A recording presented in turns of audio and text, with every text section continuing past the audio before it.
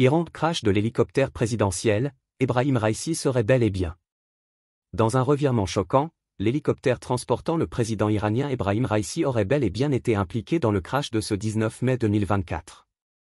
Tout du moins c'est qu'il est facile de comprendre d'après les informations fournies par les médias locaux et relayées par nos confrères de RFI. Un accident est survenu à l'hélicoptère transportant le président, informe la télévision iranienne. Les équipes de secours demeurent sur les lieux pour tenter de localiser le dirigeant et les autres responsables présumés à bord.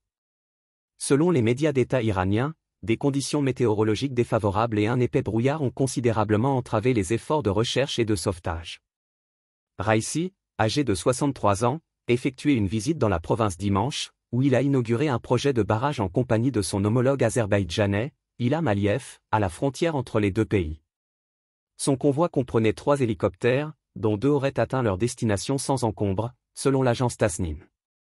Des sources affirment que le ministre des Affaires étrangères Hossein Amir Abdollahian et d'autres responsables locaux se trouvaient à bord de l'appareil accidenté. Le quotidien réformiste Shargh a également fait état du crash de l'hélicoptère transportant le président. Un accident arrivé au mauvais moment à Ebrahim Raïssi. Cette disparition soudaine intervient à un moment critique pour l'Iran, secoué par des vagues de protestations massives et des tensions régionales exacerbées par le conflit avec Israël. Raïssi, un conservateur religieux, dirige le pays depuis juin 2021, succédant au modéré Hassan Rouhani. En l'absence de nouvelles rassurantes, l'inquiétude grandit quant au sort du président iranien et de sa délégation. Les recherches se poursuivent de manière intensive pour tenter d'élucider les circonstances de cet événement dramatique. Et au Sénégal. Ousmane Sonko à propos de l'AES, je refuse de faire partie de ceux qui. Ousmane Sonko, en sa qualité de président du parti politique le PASTEF, a reçu son homologue de la France insoumise, Jean-Luc Mélenchon et en a profité pour parler des pays de l'AES. Les 2 hommes politiques ont animé une conférence le 16 mai à Dakar et le Premier ministre sénégalais a profité pour éclaircir sa position concernant les États du Sahel. Ousmane Sonko a clairement indiqué son soutien à ses « frères du Sahel » et expliqué qu'il fera tout pour « raffermir les liens et apporter sa solidarité » aux pays de l'AES. Dans son discours, le Premier ministre sénégalais a marqué son indignation face au comportement de certains pays qui traitent les dirigeants du Mali, du Burkina Faso et du Niger de putschistes, mais collaborent économiquement avec d'autres pays non démocratiques. Nous ne lâcherons pas nos frères du Sahel et nous ferons tout ce qu'il faut pour raffermir les liens et leur apporter notre solidarité, a d'abord déclaré Ousmane Sonko avant de poursuivre. Ceux qui aujourd'hui condamnent des régimes soutenus comme des régimes militaires ou dictatoriaux sont pourtant enclins à aller vers d'autres régimes qui ne sont pas démocratiques lorsqu'il s'agit de négocier du pétrole ou des marchés, regrette le président du PASTEF. Est-ce qu'à partir de ce moment, on peut dire qu'on se mêle de tout avec les mêmes principes? Absolument pas. Les problèmes internes au pays doivent être réglés par les citoyens de ces pays.